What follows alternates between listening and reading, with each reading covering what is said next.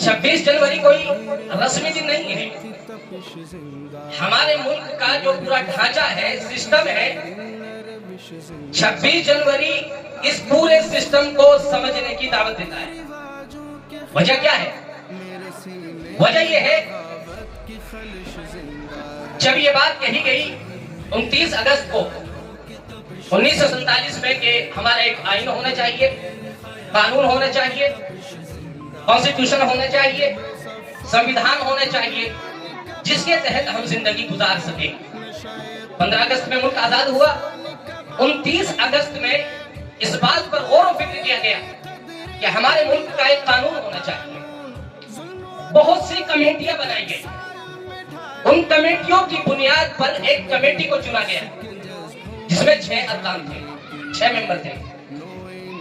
उस कमेटी का chairman doctor Ambedkar को बनाया गया। उसमें बहुत से नाम थे। मुसलमानों की तरफ से एक नाम डॉक्टर सैयद सादुल्लाह का था, जो आजादी के बाद आसाम के पहले वजीर आला थे। मौलाना हसरत मोहानी रहमतुल्लाह अलैह ने एक बात कही थी, जब इस कमेटी ने हिंदुस्तान के समाज का, यहाँ की जातों का, बिरादरियों का, ट्राइब्स का, कबाइली लोगों का, यहाँ के रस्म रिवाज का मुताला किया, उसको इसने नहीं किया। मौलाना हसरत मोहानी ने ये बात कही थी आईन साज कमेटी के मेंबरों से कि देखिए, आप कानून बनाने जा रहे हैं, लेकिन आपको इस बात को अपने जहन में डाल लेना चाहिए, इस मुल्क में जो लोग रहते हैं, वो हिंदू हो, मुसलमान हो, सिख हो, ईसाई हो, बुद्धिस्ट हो, जैनी हो, पिछड़े वर्ग के लोग हो, बैकवर्ड लोग हो, या अपर कास्ट के हो, आला जात के हो, किसी भी ग्रुप के पर्सनल लॉ में मुदाखलत की इजाजत नहीं दी जाएगी। कहीं कोई चालाकी करे और किसी का इबादत का तरीका छीन ले, ये तस्लीम नहीं किया जाएगा।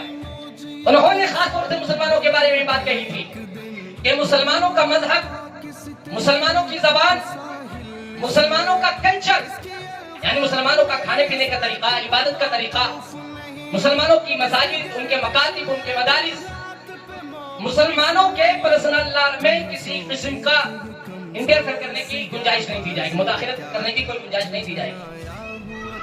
उन्होंने उस वक्त खड़े होकर के कहा था कि अगर किसी को कोई ऑब्जेक्शन है, किसी को कोई एतराज है, तो अभी खड़े होकर के मेरे सामने उसका इजहार कर।